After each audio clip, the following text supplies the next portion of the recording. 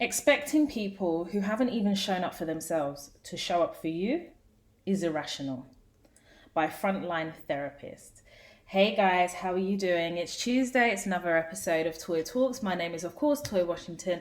If you are listening for the first time, please acquaint yourself with some of the previous episodes that we've had here on the Toy Talks podcast. If you are a returning listener, thank you so much for your time. Thank you for your loyalty, and more importantly, how are you doing? Listen, I'm not going to sit here and pretend that the announcement by Uncle B, who I call him Uncle B, Boris in the UK, the Prime Minister announcing that we're going into a national lockdown on Thursday. And to be honest, it was weird because I always knew that this was coming. So nothing about this has really surprised me. But I think the fact that it took so long to get here is kind of what has played on my anxiety, because I feel like, okay, we're not getting the full picture. In any case, I always say to people, what did you learn from a situation? So what did you learn from the last lockdown? So for example, myself, I learned that I needed to upgrade my Costco card to a black card. And when I did it, everyone was laughing on my Snapchat. Toy, you're doing the most. Look at me now. Look at me now. Yeah, I don't line up with everybody else. I go to the front of the queue because I get to go an hour earlier, Monday to Friday. Yes, that's me. Yeah. When I think about what else I learned is that I needed a bigger fridge freezer. I learned that it was really, really important that I had made certain decisions for myself and that I'd listened to my energy and my spirit. So when I first passed my driving test and I wanted to buy a car, there was a lot of people around me that was like, oh, you don't need a car, you live in London, you don't need a car, it's a waste of money, sunken cost, this, that, and the third. And I'm going to tell you right now that I've never been the type of person that does what the crowd does or does what the majority does. I've always been that person who has been strong enough to walk alone, and often walking alone, knowing that there's a bigger picture that everybody else can't see. When I bought my car, I wanted to improve on my driving, obviously, but I love the freedom that it gave me. I'm a Libran. So for me, I'm very much a free spirit. I don't like to feel trapped. And I realised during lockdown how important it was for me to drive, because the first lockdown, I wasn't really as prepared as I think I should have been. And even though as an African woman, we buy in bulk anyway, I kind of felt like I didn't have enough. Do you know what I mean? I kind of felt like, okay, I had enough, as on a normal, but not to deal with a pandemic. So driving and having a car was so important for me to be able to get here, there, and everywhere. Had I listened to people around me, and they're the same people now that are asking if they can come with me or if I can drop something and pick them up. I says, no, sorry, I'm not Uber service. We ain't got there yet. Sorry, darling. You must acquaint yourself with Uber. Yeah, go and get Uber. You can't be using me as delivery service.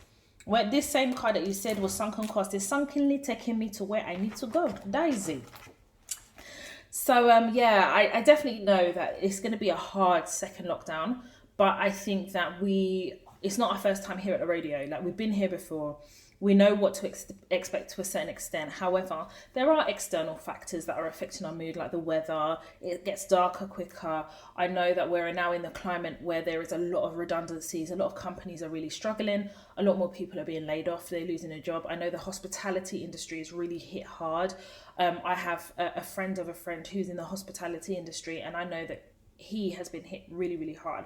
And kind of seeing that and knowing that it is a lot, because this pandemic, it's not about the disease, it's also the effects of the disease, how it's affecting everyday life and how it's affecting the employment market. So it's definitely a tough one.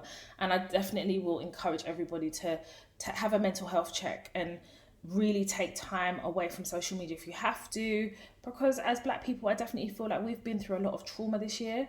Like, it's almost become normalized to see Black trauma on social media, and it will never be normal for me to see that. And it's just been a lot this year, and going into a second lockdown doesn't help things. So I definitely would encourage people to really take some time for themselves, really check in on your mental health and really allow yourself time to process kind of what is happening. And I will say that trust your instincts, Anyway, we're calling this episode Scramble for Power because You people will laugh for. You're gonna laugh tire. Yeah. You know what is weird, right? So you all know that I took some time off from April, and actually the thick of the pandemic, and the Oyibo people will call it a sabbatical, but I really just wanted to focus on Toy Talks without distraction and really kind of lay some foundations, and I did that. And then I decided, okay, I want another contract now. I'm ready to kind of continue with my career and stuff. And I've got my limited company, so I work for myself. I love it. I enjoy it. You know the story. But I really forgot what it felt like to have a first day again. It's so weird. But having the first day in this new space in a pandemic and immediately working remotely. So it's not even like your first day you can go in and collect your IT equipment. Like your first day is purely remote. They'll DHL your stuff over. You really are removed from the norm of what a first day looks like. But the foundation of what the first day is there. Doing your due diligence, the things that I talk about all the time. But it was weird, kind of going back. So I've been there a few weeks now. I'm really enjoying it. It's a lot of hard work, but I'm a contractor. This is what we do. Roll up your sleeves and get the work done. So, one thing with Oyibo people, they're used to being in control. They like power. And with that power is the authority that it comes with, because that authority is oppressive in nature. So immediately they're drawn to it, like they're drawn to the sun. They're drawn to whatever makes them powerful, to give them authority to oppress others. And I've never really quite understood it, because my thing is in an organization. It's never been about power for me. It's been about leverage. And that leverage gives me bargaining power. And it gives me the ability to bargain better working conditions. That's how I look at it. And I think as I've kind of navigated the world of work and, gained more experience, gained more exposure, naturally, I've just become naturally more senior. I've never had to knock anybody off to be able to get the crown of seniority. It's never really appealed to me, because I feel like the more senior you become anyway, the higher you go, the higher the devil. And it's a different type of oppression the more senior you are. So where I am contracting, there is a guy called David. Now, David has only been there 3 weeks. So by the time I joined, he'd only been there 3 weeks. And as part of my due diligence, as I tell you guys, you do your due diligence, figuring things out, figuring out people, observing. I realized that David talks a lot. He talks a lot. And I couldn't understand, how, it wasn't confidence. He just talks like he knows what's going on. Me, on the other hand, I'm just very quiet. Yeah? So they're quite worried about me because I'm not really talking. So they're worried I'm just going to leave, and obviously don't want me to leave. So I definitely feel like I've had to do a bit more reassuring. Because also, obviously as well, they don't have a gauge of my personality. But I'm the type of person, I only talk when there's something relevant that adds value to say. I don't just talk to fill space.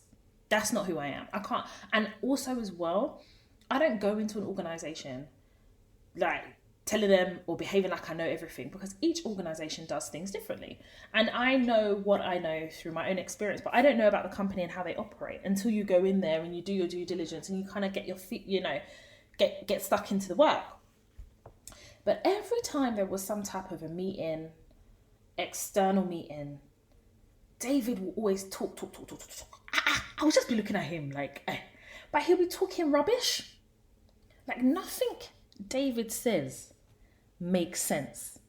And in my head I was thinking, is it because I've come here newly? But even so, contracts are contracts at the end of the day. David will now be talking. He'll be using some gigantic astronomical words that I've never heard before in my life.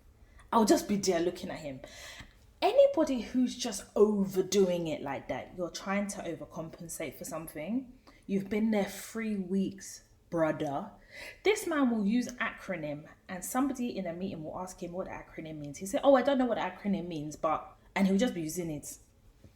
Every meeting, he will be disrupting the meeting. He'll interject and he'll add his own 2 cents. But his 2 cents doesn't even come up to 1 pence. It's just, to be honest, it's out of hand. But the reason why he's now arisen is because on the senior management team, somebody has left. Yeah? As soon as that person left, David was up and doing.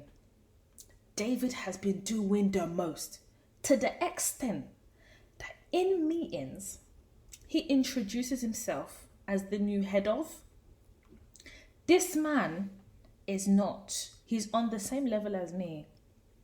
And even though we are senior, we're not head of anything. Do you understand? This guy will go into a meeting. I've been in 3 meetings with this guy remotely, and he's given himself 3 different job titles. This is how I know that confusion is reigning inside of his head. But it's all a power play, because ultimately he wants the top job where there is now a vacancy.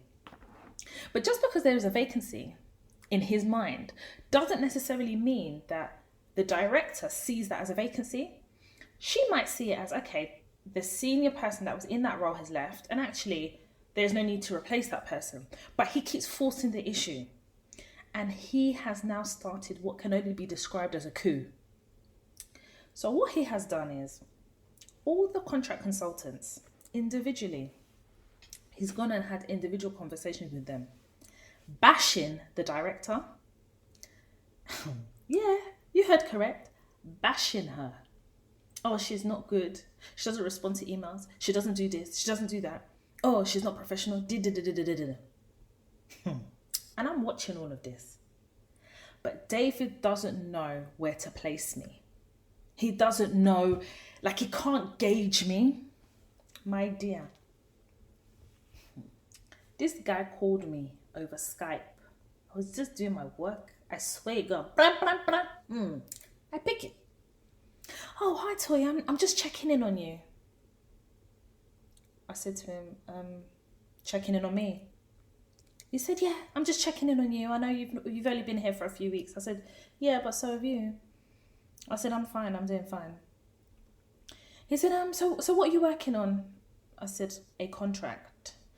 I said, David, I'm not understanding why you're calling. I'm so sorry, I've got a deadline. Guys, I didn't have no deadline. The deadline is I need to get off the phone with this flipping spawn of Satan. Satan's right hand. I had to get off the phone from him. He said, I just want to quickly check, has Deborah, been checking on you, because I know you've been here and sometimes you can neglect to. So what he's trying to do is draw me into that negative conversation. I said, David, I have no issue. And if I have an issue, I will take it up with Deborah. I said, David, this is not my first time at the radio. I've been a contract consultant for a while now, and I know how it works. If I have issues, I can go to Deborah, and I'm fine. I said, I've got to go. I'm so sorry. And that's how I put the phone down. Yeah. Because what I don't also want to do is, because he's trying to now recruit supporters, he wants to topple the leadership so that he can get the role that he wants, or even go for that role that Deborah has. And the way he's going about it is wrong, because he's rubbing everybody the wrong way. And he thinks, because he thinks he knows everything, he's a Billy Big Bollocks. He thinks he knows everything. So he's just looking at us like we're just periwinkle. He's looking at us like we're nothing, like just shit on the floor. He thinks we're stupid. But what he's not realizing is, in each meeting that we're in, he's disrupting all our meetings. So say if I'm negotiating a contract, for some reason, somehow he'll find out that there's a contract negotiation. He will join the call, or somehow get the link from the call. He will join it, and he will just be talking rubbish. There was one meeting the other day. One of the contract consultants is in the middle of negotiation. So she was just telling, like she was sharing with the contract consultants, and trying to pick our brain. David zoomed in. Oh, but the indemnity has to be mitigated. And he was using some sort of stupendously words. I was like, what is this? Then the girl turned around and says, no, sorry, you've got that wrong. And that's not the point I was making. If you just give me an opportunity to finish what I've got to say. If you saw, because that one's always putting his camera on. His face was so red. I had to go and put the light on in my house, because I was saying, why is this so red? Is there something wrong with my screen? He looked humiliated. And he keeps humiliating himself in the pursuit of his need for power. He wants that top spot. But why? I don't know. Is he good at his job? Not at all. This is a man that will sit there and tell you that he's been brought in to replace so and so, which is a lie. Then he will talk about a contract that he's never read. How can you talk to senior people or senior stakeholders about a contract you have never even seen? This is what this man does. And now he's just so disruptive that other people in the organization have started to notice it. Because when he now comes onto a call and he tries to talk, they will say, sorry, this is our meeting. Can you let us finish? And they've said it like that. And it's like somebody has poured cold water on this man. But he needs to be stopped. Yeah, he does. He needs to be stopped. This man will come onto the Zoom meeting, yeah? He'll be wearing full suit with the blazer. Full suit. Sometimes he'll even stand up in the middle of it so that we can see that he also has the trouser. Yeah, this is what this man does. This is the same shirt, the same color cream shirt he's been wearing for 10 days. One shirt wonder. Maybe that's pack of 10 from M&S. We don't know. He's been wearing that same shirt. Why are you wearing a blazer in your house? Are you not paying for hitting? What is happening? I'm just looking at him. My dear, it's all going to come to a head tomorrow. Yeah. Because that director that he thinks is stupid, she's not stupid. She knows that the contract consultants that she has, we're all very good in our own right. We're all very, very good at what we do. And this is one of the first places I've worked where all the contract consultants, not only can they hold their own, when they tell you where they've worked, they've worked in proper places. They're not here to do kick ball. They're here to do some work. So she knows that she has to keep us happy. And I'm sure she's heard whisperings because just because none of us as the contract consultants have said anything, there's other stakeholders, I am almost 100% sure, that have mentioned murmurings to her.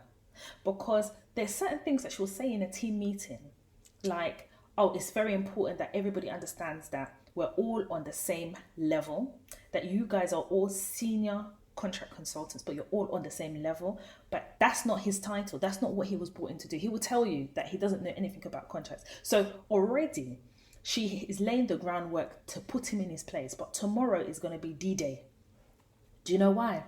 Because the organogram is coming out. I love a fucking organogram. I love it. I love the organogram. My dear, the last organogram, the director says she forgot to put his name. She goes, oh, I'm so sorry. The team is growing so much. I forgot you. No, she didn't. She didn't. She did it deliberately. She did it deliberately because she knew he was a thorn on her side and she needed to pull out the thorn. This guy's scramble for power is so bad that he's going to people outside of the team to badmouth the director. How do I know? I've been there for 3 weeks. Do you know how I know? Because on 2 occasions that he's done it, he forgot I was on the call. That's why he called me that time, because he needs to know where I stand. He's confused. And I haven't, I've not kind of, I guess for him, in his mind, I haven't actually said anything either way. But that's not what I'm there for. I'm not doing this coup business. No. I've been in so many places before where there's been a scramble for power. And then what happens is when that person gets that power, my role, I've always seen it as be good at what I do, be exceptional at what I do, and be a leader quietly. So now, when I start talking in meetings and stuff, people are quiet. They're quiet because they know that I'm not coming here to play Billy Big Bollocks. And I speak when I need to talk. I don't just talk for talking shop. I'm not one of those people. How can you, in your infinite stupidity, you come into a meeting and you don't know what's happening, but you want to take over and you'll be using all those big acronym, big words. Your tongue will be going rapatatata, but you're chatting shit with impunity. And that's dangerous. Because anybody who doesn't know that he doesn't know what he's doing, he will just be deceiving people. And let me not lie. In my second week, when he was talking, I was getting confused because I was thinking, maybe he knows what he's doing and it's just me. Then it wasn't until I think there was a particular meeting and they were talking about key contract clauses. And then he was just talking about something completely different. I said, no, this guy doesn't know. Because as a contract manager, consultant, whatever, that's basic, elementary. And I was like, okay, this guy's trying to do fake it till you make it. But he isn't even trying to make it. He's just trying to fake it till he can take over. And ultimately, the person who should be worried is the director. Because she doesn't know where he's taken her name. And I definitely think somebody like that is very dangerous because they're very divisive. But what he hasn't banked on is that the entire team were all women. That's one. He's the only guy. And sorry about that, guys. He underestimates each and every one of us. He does. Because the way he talks in a meeting, like there was one meeting, he was like trying to make a joke and he goes, oh, you look like you're in your 20s to one girl. He can't chat to me like that. But it was the way he said it. I mean, why would you say in the middle of a meeting with stakeholders, you look like you're in your 20s? Where does that even form part of a joke? And the girl just went quiet. I know already that she called him after the meeting and said, brother, it's not me you're going to chat like that. But with me now, when he's cracking those jokes, you don't even see my top lip. I hold my mouth. I have a blanket expression. Because I'm not doing that. I'm just not here for it. I definitely think that anywhere there's movement on senior management teams in organizations, there is always a power play. And sometimes it could be quite overt, like David, or it could be quite covert. But you need to be really, really careful where you sit. My position is always, I sit on the sidelines and I watch. And I generally get on with everybody. But more importantly, if I'm good at what I do and I'm a subject matter expert, I hold value. And if I hold value, whoever it is that's making the power play will always know my value. Do you understand? I never, ever have ever wanted power. Because power doesn't do anything in an organization where there's so much politics. Leverage has more bargaining power, because that leverage could be the difference between a pay rise, a promotion. That bargaining power gives you the ability in a coup to be able to pivot where you like. But people don't look at it that deeply. And you have to. This is what I always say to you guys. Be a subject matter expert in what you do. Because being a subject matter expert in what you do, it gives you a level of strength. That bargaining power is unmatched. Even if the person doesn't like you, they need you. So far as somebody needs you, you have a power play. That is bargaining power. And the way you play it is when you see senior movements of senior management and you can see that there is a play for power, you are a silent player in that coup.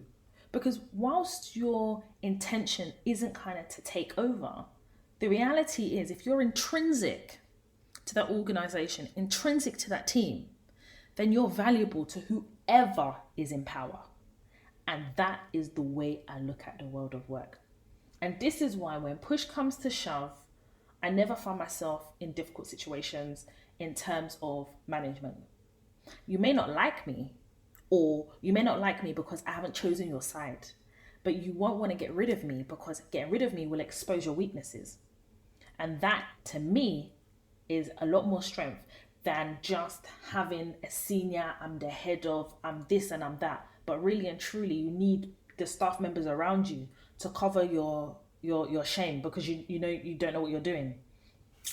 But I definitely feel like if you want to take it down to history, the colonial masters went into Africa. They went into different parts of Africa and they took over. They did the coup there. And they oppressed, they used their power. And I don't think that's kind of departed from Yoruba people in general. That's the foundation of their life, that they feel entitled. They've been made or raised to feel like they should have it. And that power gives them strength.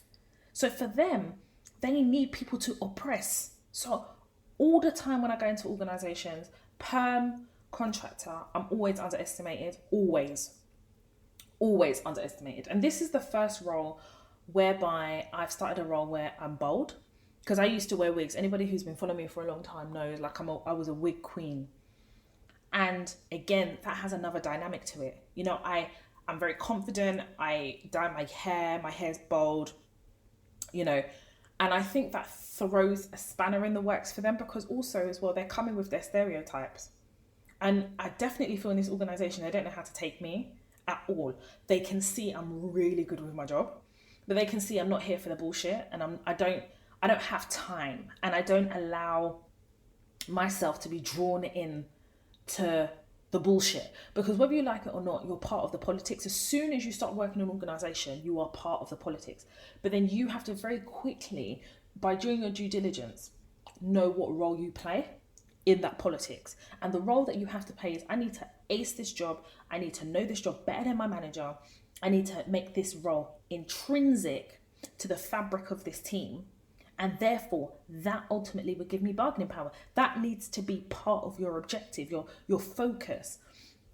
When people ask me, you know, okay, how did you become a contract manager? Okay, fine. You can explain stuff like that. But holding down a job and navigating in a space that hasn't necessarily been created for us, now that is key. And that is important. And the only way you're going to be able to do that is if you do your due diligence in the beginning. Remember how I started this episode? I said, I almost forgot what it was like to have a first day. And when I had the first day, I remember, like, there was a team meeting and everyone had to introduce themselves for my benefit. And then I had to introduce myself, and I was like, but how am I going to do this? Like, how am I going to introduce myself but not seem like I'm showing off, but be confident enough to let them know that I still know what I'm doing? And I thought, you know what, Toya? You have to just be you, but you have to be a redacted version of you. And literally, I was like, hi, my name is Toya. I've been a contract manager for 7 years, a contract consultant for almost 10 years. I have worked for the likes of I'm hoping to bring a wealth of knowledge to the table. And I know that you guys deal with so-and-so and so. I've worked in so-and-so and so, so I definitely think there's some synergy here. I'm looking forward to working with each and every one of you. Please forgive me if I don't remember all your names. And if you don't remember mine, I won't be offended. And everyone started laughing. And I kept it like that. When David introduced himself, my dear, he was writing me a 4-page letter. Oh my God, that guy. I was tired. He started us from secondary school. He brought it forward, brought it backward, brought it left, brought it right. But what I did learn is that he has no formal education. Not like if you don't have formal education, like you work, of course, like people don't necessarily have to have any formal education to be able to navigate the world of work and be in certain roles. But that was something that he was overcompensating for, because he kept making a point to reiterate the fact that even though he didn't have it, he has this. And, you know, he would go on and on. But also as well, he was name dropping. There's nothing I hate more than name dropping. And the name dropping is, I've worked with this person and the head of this and this one and what. No one cares. I don't know who these people are and I'm not Googling them. But when I actually take a step back and look at David, I think the reason why he wants the power, more importantly for him, is because I feel like he's never been in a situation before where he feels outnumbered. Each and every one of us as women, we're all ethnic minorities apart from a couple of people, and we're all really strong women. And I think that he feels quite intimidated by that. So I think he feels that the position he needs to play is of dominance, and that dominance will come in his mind if he sits line on line with the director or topples her. There is also a book I want to recommend you guys, and it's by Curtis Jackson, known as 50 Cent. And he has a book called Hustle Harder, Hustle Smarter. That book is so amazing, and I promise you, whatever your preconceived ideas is of 50 Cent, you need to give him his respect, because first and foremost, he's a businessman. He'd tell you what it is. And there was a bit in the book where he talks about how there was a particular person on his team, and he'd go to meetings with this particular person. And this particular person in a meeting would just be talking, and just talk shit. And in fact, he would talk himself into such a tiz that it made 50 Cent kind of look bad. And 50 Cent was like, there are just some people that feel that they have to talk just to fill space. or they have to talk to seem like they're more intelligent than what they are because they have something to prove. But inadvertently, they're making themselves look stupid. And it's that ultimately becomes their downfall. And this is what happens in the workplace, especially when there's a scramble for power. Don't ever feel, even if your intention isn't, oh, I want power, I want this, I want that. I think it's also often easy to fall into the trap of, I need to sound like these people, I need to sound like I know what I'm doing. So in a meeting, I'm just going to talk so they know I'm there. Listen, I'll tell you this now. People will have more respect for you when you speak, when there's something to say, rather than speaking just to say something. We've all been in that trap before. We've all done it. And then you feel stupid afterwards. You see that stupid that you feel? Imagine a larger scale of people looking at you and feeling that same way. I've gotten to a point in my career where I realise that if I'm really confident in what I do and I really know what I do really well, the only person I have to prove anything to is myself. Therefore, there is no point in a meeting me just saying something just to say it because I think it might sound good. But thinking it may sound good and knowing that I should be saying it are two different things. There is a strength and power in understanding your audience and speaking about something you know at the right time. And I definitely think that when you go into an organization, the pressure is to impress. And I get that. But when you say something stupid, it's not impressing anyone. All it does is exposes you. It exposes the insecurity that you feel that has pushed you to talk shit. Because ultimately it's talking shit. It's like you're in an exam answering a question and you answer the question, but you think, right, if I waffle a bit, I might get some extra points. I might have touched on something accidentally. It's exactly the same concept in the workplace where you feel like if I talk about this and then I just talk a bit of shit, somewhere here, it will make sense. And then they'll think, oh yeah, she's really good at a job or he's really good at it. It doesn't really work like that. It doesn't. And I think the pressure is on even more so because we're all working remotely. So you're trying to make more of an impression because you can't physically see people's reaction or you can't build rapport. But I'd rather build respect and then the rapport will come after that. And for me, I get more comfort from knowing that people respect me and respect what I say because I'm good at what I do. When I talk in meetings, people really listen to me. And it's because I take the time to understand what they do, respect the processes. And sometimes you go into organizations, there's no processes. But whatever it is, I always find something about an organization that works for them, good or bad. And then I ask myself, okay, how do I feed into what they do? How can I add value? And I think as soon as you start thinking about your role, thinking about entering meetings in terms of adding value, you will be more positioned and you would be more patient and you would be more thoughtful in how you add value. Do you understand? Shooting from the hip and just talking for talking's sake only makes you look stupid. There's no value in talking shit. So I want to move on to some of our dilemmas. Now, I get quite a few dilemmas and I'm working my way through them and I have made some headway. And there were two dilemmas that I couldn't answer or read out last week because we ran out of time. So I do want to address them now and I'm really looking forward to reading them. Now, I haven't actually read them in full. I read a little bit of them. So let's go. And this one is entitled Dilemma, How to Manage My Manager. Dear Toya, I would like to sincerely thank you for all the wisdom you graciously share. I wanted to ask you for your opinion on how to manage an incompetent manager. I have been working at my organisation for 3 months and have passed my probation. However, I've noticed that my boss does not share her full vision with me.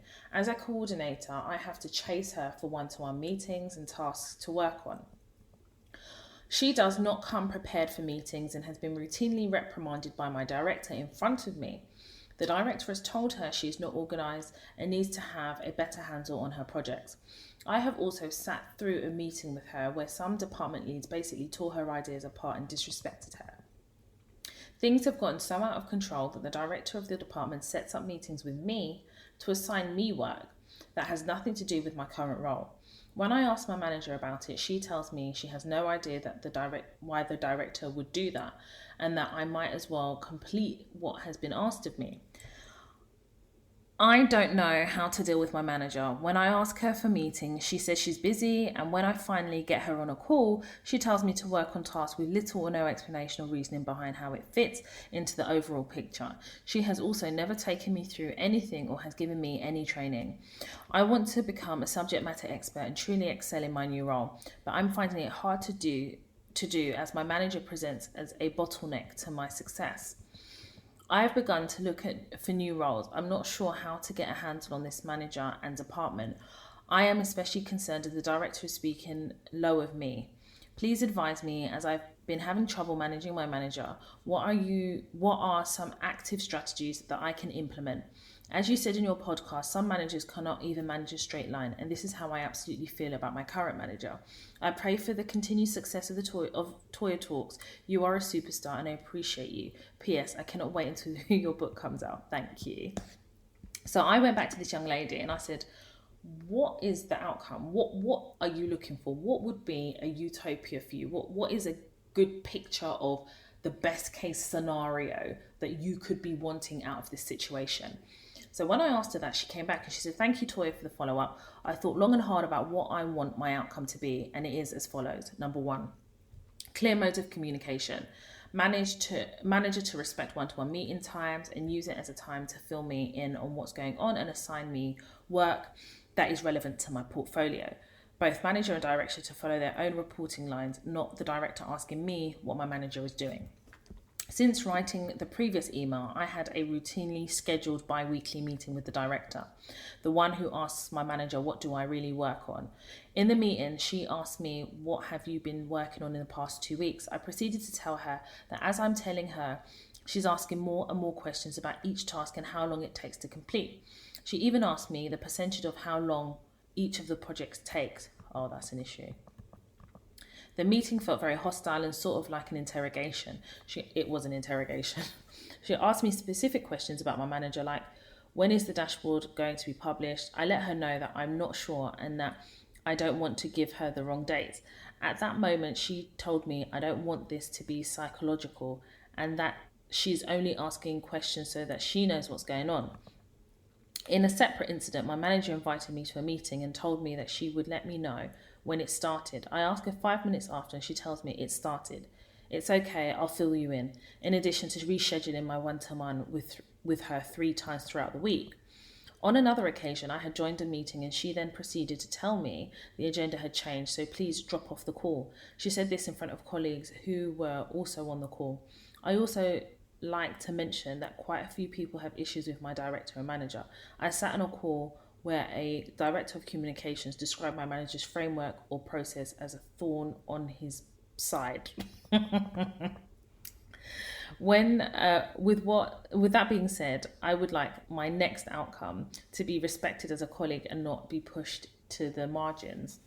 There is a level of conduct and respect I expect from these two leaders, and I have not been getting it. The director disrespects my manager, and now my manager wants me to be her punching bag, and I will not have it. Toya, I am 3 months into this role as a permanent member of staff, and I can see it's a sinking ship. Because of these two dysfunctional co-captains, they are starting to show me their disrespectful nature, and I want to set them straight with boundaries before it gets out of hand. To paint an even more vivid picture, I am the only black woman in the department. When you say it is one thing to get a job and it's another to keep the job, and I resonate with that 100%, with bravery. Signed, Anonymous. My dear, this one this is not even a sinking ship. This is a sinking entire organization. I think that you've got 2 problems. You've got a director that doesn't respect your manager, and you've got a manager who disrespects you because of the disrespect she receives from the director, and the director disrespects you because she's disrespecting the manager, and she thinks between you and your manager, you do no work, effectively, and you're not operating at a functional level that the director's happy with. I think that the thing is as well, we're in a pandemic, so I'm not even going to sit here and say looking for a new job is going to be easy and stuff like that. I'm not going to say that, but I think in order to manage these two, you're going to have to ruffle feathers. And I think what you need to think about is, are you equipped mentally to be able to ruffle feathers to get the end result that you want? Knowing full well that you may not even get the end result. You may be creating now an atmosphere that's quite hostile because you are now challenging the way the managers are behaving and in turn the way they're treating you. If it was me in this situation, the way I would deal with it is, I need one of these two people to be my allies. That's the way I'm looking at it. One of these two needs to be my ally. And you know who I would make my ally? The director. Because she has more power and she has more influence. And very clearly, she doesn't trust your manager. The director doesn't trust your manager. So if you can try and have a discussion with the director and just sit there and be honest and say, listen, I've been here for so and so months. This is my experience. But then I think that you need to be proactive on the solutions, because I'm a very solution-based person. So if someone comes to me and says this and this is not working, I don't know what you want me to say to that. I need a solution, because the solution tells me you're going to be proactive enough to actually make it work. Now, knowing that this is a sinking ship and knowing that we're in a pandemic is the only reason why I'll say to you, I don't really think you've got anything to lose. I definitely think you need to keep a burn folder. I think you need to be writing the dates and times of certain incidents, be it humiliation, be it being disrespected, the meeting that started and your boss told you, your manager told you that it hadn't started and you turned up late. All those things, it's easy for anybody to be able to say, actually, I kind of feel like, I'm being, in a way, bullied. It's a form of bullying because it's a microaggression. It's a microaggression. And the fact that you are the only black person in the office, I mean, it's not far-fetched to think that you're being treated that way because you're black. And I think sometimes you need to ask the question. One thing white people hate is having a discussion about racism, because they automatically feel as though you're accusing them of something. But I think when you shame the devil and confront them with what makes them uncomfortable, you force a conversation that they're not ready to have. And then in turn, you get some form of change behavior. I would call the director in a room. I'd say, listen, or I'd send an email, set up a meeting in a normal way and say to the director, I'd really like to have a meeting with you. And I'd say, listen, this has been my experience. It's really clear to me that there are some issues between you and my manager. And I definitely feel quite caught in the middle. As I am the only black woman in the office, I already carry a lot. And I carry a lot of anxiety about whether I'm being treated in a certain way because of the colour of my skin. And I'd like to think that's not the reason. But being the only black person in the office, it's making me think that maybe I'm being treated in a certain way by both of you because of that. But in being proactive and trying to find a way forward, I would like to think that you're not treating me in any other way other than the fact that you're frustrated with my manager. And therefore, I would ask you how we can collaboratively work together so that we can better build our relationship. I think you need to table it like that with her, I think once you've had that conversation with her, then I think that you need to then suggest that you, the director and your manager, have a meeting together, and you have to have a strength and fortitude to be able to deal with both of them, because ultimately they're going to join hands together because they're both white women. So for them, when you start talking about race, they already form an alliance because they're white. Do you understand? And I think that when you have both of them in the room, so after you've spoken to the director, then a separate day, have a meeting with both of them, I think you need to reiterate the fact that you don't feel like you're being treated in a professional manner. I think you need to use examples of it, but more importantly, you need to say, I suggest that in order for us to work collaboratively together, X, Y, Z needs to happen. I think after you have those conversations, you'll be able to know where you stand. I think when you talk about managing your manager, that's how you do it. Sometimes you have to project manage the whole situation to be able to then manage your manager. But your manager sounds quite chaotic. She sounds like she's under a lot of pressure, but more importantly, she sounds like she doesn't want to be there, to be honest. And if she doesn't want to be there, For whatever reason, that's her business. But when it starts to affect your work and productivity, that's when it becomes an issue. And I think that you need to just be that honest. Be under no illusion. I feel like when you stand up for yourself in a workplace as a black woman and you ruffle the feathers of people who are emotionally fragile and don't understand why you won't pander to their white fragility, I feel like when you place yourself in that position, you potentially are making yourself a target. I'm not going to sit here and lie to you, because you are. You're taking a risk. But the other alternative is to sit there and take it. And what you don't want is to find yourself now getting a letter from HR talking about performance, because your manager is going to need someone to blame for her inability to do her job, because your director is already looking for someone to blame and she's tabling that blame at your manager. So who do you think your manager is going to table that blame? It's going to be to you. And she's already started setting you up by not telling you about certain meetings, by humiliating you on calls. This is the prelude for when you want to let someone go. It's the prelude of, actually, do you know something? I need somebody to blame. And it's easier to blame you because they think that you will just take it. And whilst I'm not sitting here telling you, right, you need to go there all guns blazing, I think you need to be strategic. And part of being strategic is building up your burn folder. If you listen to the podcast, I talk about that all the time. The burn folder doesn't have to necessarily be that she said this and he said that. It can be the microaggressions as well. And you can say it's a microaggression. You're allowed to say that, you know. And I think that you need to also prepare yourself for the fact that not only will it not go well, but you've already started looking for roles and stuff because you've already described it as a sinking ship. So how are you trying to save the ship?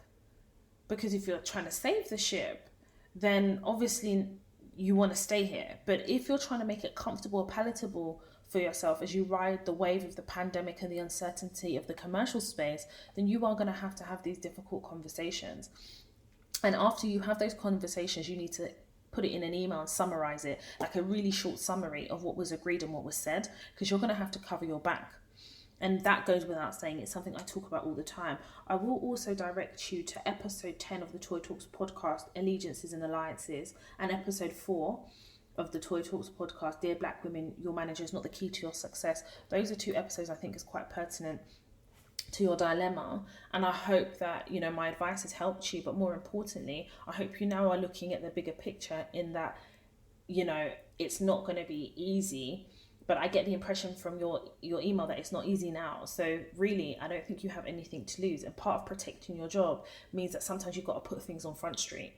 But make sure you put everything in an email, you document everything, make sure your burn folder is up to date, and more importantly, make sure that you understand what the policies are in terms of like raising stuff to managers and stuff like that. But first and foremost, just make it as informal as possible, but a formal spin on it by making sure that you follow up with an email. Moving on to the next dilemma. Hi Toya, I hope you're well and thank you for all that you do for Black women in the workplace. I have sent you a dilemma earlier this year, so I appreciate it if you could discuss this dilemma. If it takes a while, or if you think it would not be beneficial to your wider audience, I completely understand. I started a new role at the start of the year, and it is a small team of 3 people. I've been told by numerous people about how productive I am compared to the person I replaced, and I think in a sense this perceived productivity has increased my workload. Anyways, the department has been in place for 6 years, and I've been asked to create a handbook, including procedures, contacts, where things are stored for the department. I somewhat feel uncomfortable doing this work, as I feel that it would make it easier to replace me. I wonder why in the past 6 years it has not been created.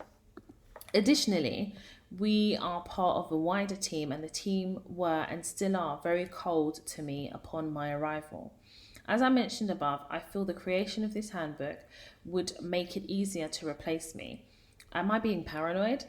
Please let me know if I should provide any further details. I am on a permanent contract and have received positive feedback thus far. So I went back to this young lady and I said, okay, well, what is it that you're hoping for? What do you want to achieve? Now, the reason I ask this question is I can give somebody advice about work-related issues, but it also depends on what the person wants out of their situation. It will guide how I advise them. So I asked this young lady this question and she came back to me and she says, "Thank you for your quick reply and I look forward to hearing your advice next Tuesday. The outcome I wanted was your thoughts on my dilemma and whether you thought I was being paranoid or not. You've answered that, so I will commence the job search. Perhaps some tips on searching for roles in this environment. Also, perhaps you could share other examples similar to the one I'm experiencing, which would or should raise suspicions. My manager has stated that this is something she has always wanted to get done, and it seems off to me. The company has also agreed to sponsor my training. I have a signed letter from the head of HR agreeing to the terms of the study support, as I'm studying for professional development, but I don't feel entirely secure. Additionally, your last podcast on feedback really struck a chord with me, as when I had my probation meeting where goals were set, the goals were tasks or projects for me to start and complete rather than goals. I feel that would develop me. Kind regards, Anonymous." So, number one, I don't necessarily think you should be looking for a new job, babes. And that's not what I've said. I don't necessarily think that. Just hold your horses. So this is what I'm going to say. I've worked in an organisation before whereby they had such a revolving door, such a high turnover of staff, that when I got there, and I was there for quite a few months, which longer than the average person who had been recruited that year, they wanted me to start feeding into, I can't remember what they called this document, but it was, the single version of the truth. And it was effectively a page by page blow of how to do my job. Now, your suspicions are correct. And I think I said it to you in a response that I had to quickly send to you because I knew that, I wouldn't be able to kind of read out your dilemma. And I said to you, listen, you're not being paranoid. They need to download all that information so that it is easier to replace you. That's number one. But also because when I go into organizations, I make sure that number one, no one ever teaches me stuff. I have to teach myself. And if in the rare occasion somebody manages to download 5% of an aspect of my role, I commit it to memory. But I've never been able to go somewhere and have kind of like a document that has everything in it. So whenever I've worked places, and especially the place that I kind of previously mentioned, they've always tried to get me to like feed into this whatever. And I've managed to get out of it because I've just been so busy with work, or I just give them little crumbs and I don't give them everything. And the crumbs were enough because they started with nothing anyway. I don't think it's enough to look for a new job, but I think you need to be strategic about how you feed into this, because you and I both know that when you write down your job, how to do things, blow by blow account, not only are you making it easy for them to replace you, you're also making it really, really easy for somebody within your organization to take over your job. So if they felt like your job could be done by somebody else, it'd be easy to make you redundant. And I think in this climate, you have to think that way. So I don't think you're being paranoid. I don't think you're being overly suspicious. I think your approach or your inkling or what your spirit and energy is telling you is right. But this is where I say you definitely need to be strategic about what you do, because you can't flat out say no. You need to give crumbs. You need to give crumbs. And part of that crumbs is you give enough because they had nothing to start with, but you don't give all. And it's about finding the balance, because when I left that organisation, they were happy because they thought they had a handbook in it. But the reality is when they had someone in to replace me, the person couldn't do my job. So they ended up calling me, asking me if I'd come back on a day rate. Do you understand what I'm trying to say? So I definitely think that this is where you need to be strategic. Now, you're already getting like the study support. So I don't know if you have like a study agreement. So you're already kind of, if you have a study agreement, you're already kind of binded in, because I think if you leave before a certain time, you have to pay them back or whatever it is. I don't know what the conditions are for your study support. But that study support is in a way is an investment in you, and in you investing in the company by length of service to almost pay back that study support. I think that this is going to be an opportunity for you to be strategic in a role. And part of navigating the world of work, especially as a Black person, especially as a Black woman, is knowing how to be strategic enough and knowing how to play smart and play the game. You can't throw in the towel in this situation, because this will arise again. all you have to do is go to an organization where, you know, maybe you're setting up new processes, and they'll ask you to document it. And that you always run the risk of being replaced, being made redundant. You always, so it's about finding the fine line between giving enough but not giving too much. So I hope that helps, and I hope that helps some of my listeners who may be in that same situation, similar situation, or maybe, you know, this is something that you think that you may find yourself in the future. Hopefully you'll be able to recall this episode and this dilemma in order to help you navigate that aspect of work. And I think, you know something, organizations, it's crazy, isn't it? Because organizations don't spend enough time investing in their employees. Then when their employees walk through the valley of the shadow of difficulty in an organization, but manage to pull through, educate themselves, become a subject matter expert, they now want to download all that knowledge and then discard you like a dirty rag. It's not going to happen. I'm telling you, no. I've gone into organizations where I've had to set up processes around me because it's just been chaos. And then one cassava-lipped manager, decaying teeth, will come to me, Taya, do you think you can put together this in a document so that if you were to get hit by a bus, you know, at least somebody will be able to know how to continue with your job. You know, Oyibo people, they love that hit by a bus rubbish. Yeah? Disciples of the devil. They'll come to me with that hit by the bus. The bus will hit you first before it even looks for me. How about that? And I'll just be looking at them. Oh yeah. When I get a bit of time, I'll try and put something down. Babes, I'm like a mouse. Have you seen Tom and Jerry? I'll be going round and round. You can't catch me. And if you do catch me, I will just be giving you crumbs. You can't push me because that crumbs is still something, Abby. It's learning how to play the game. I think employers take advantage of their employees. They do. They don't even sometimes take the time to like give somebody an induction, talk less of a handover. Then afterwards now you'll be saying, oh yeah. And they'll make it seem like it's part of your job. Oh, to train other people. You know, they'll try and get you on the cheap and then try to drain you of everything. And you have to know, number one, how to kind of navigate that, how to be strategic, how to be smart, how to kind of give enough but not give too much. And then sometimes you have to know how far you can go over a job before you're like, okay, you know what, I'm now looking for my next opportunity. The second part of that young lady's question was how to look for like jobs or a new role in the current climate. And it kind of leads me to an email that I received. It's not even a dilemma, but I'll read it out. Where basically looking for a job in this climate has possibly been one of the most difficult climates of my entire career. And I say that because I've got friends who are in perm roles, fixed term contract roles, contractors inside IR35, outside IR35. So I know what every one of them have been through in terms of getting new contracts or getting contract extensions. I think that because I've built up a really good network of recruitment agencies that I've been with and cultivated relationships with for a long period of time, getting a new contract wasn't hard, but there was a lot more hoops is what I'll say.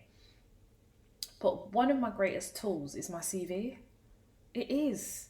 Because before these people get to meet me, in terms of organizations, the first introduction into who I am and what I can bring and the value add that I provide is my CV.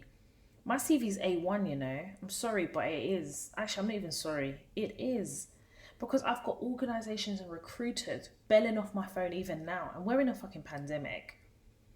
And I literally believe it's because I've now figured out how to put enough information in a CV to get you to call me, but not too much to bore you as you go through all the other 10 or 15, 20, 50, 100 CVs.